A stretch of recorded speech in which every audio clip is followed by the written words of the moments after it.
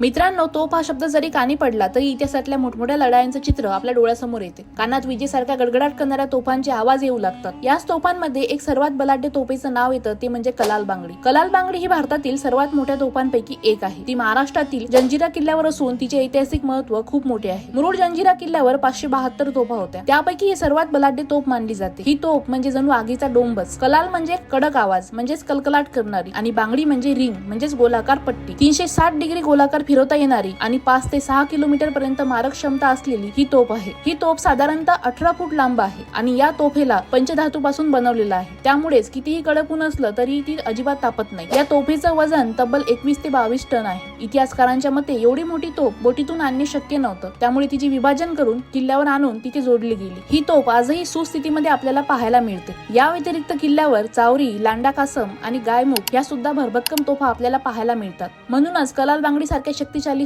तोफा आणि मजबूत तटबंदीमुळे हा किल्ला सदैव अभेद्य राहिला।